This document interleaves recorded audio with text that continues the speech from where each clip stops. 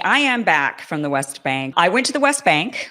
That's where I went. I was a delegate in a group. I was invited. Before this, I had no Palestinian friends, really. I don't think I now have a few, but before this trip, I don't think I had any Palestinian friends. So I have many Jewish friends. So I don't have an agenda that would be for any reason pro-Palestine. But I am an American, and I am a tax-paying American, and our tax dollars are largely funding, if not fully funding, the Israeli army, the Israeli military.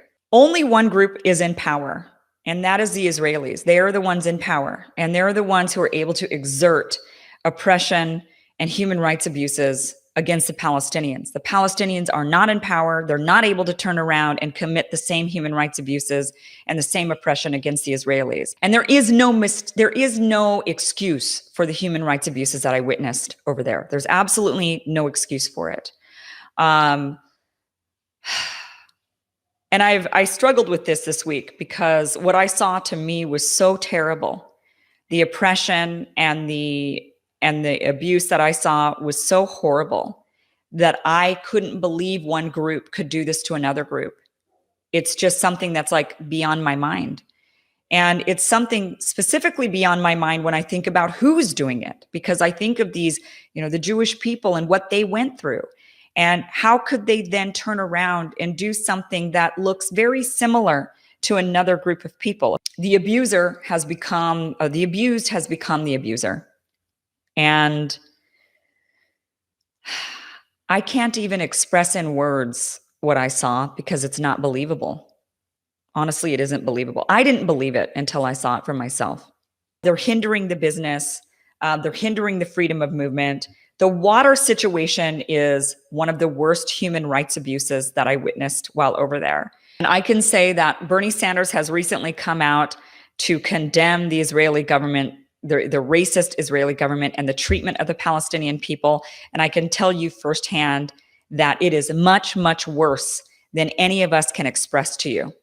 It is much worse. It is beyond belief that westernized people can do this to another group of people, all under the name of security. They say it's security reasons. Now, I know I am going to be hated on. I know that I'm going to be called an anti-Semite. We have to stand up for what is right and wrong.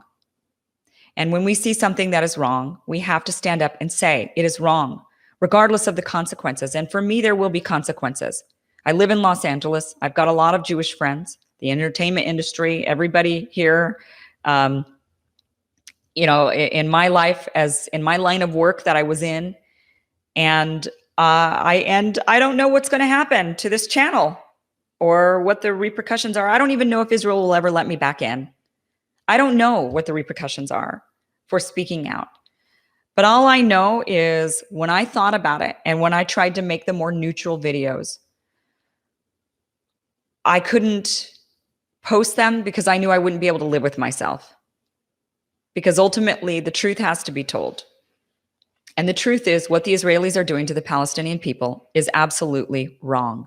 It is wrong, it is abhorrent, and it is beyond belief, and it needs to stop.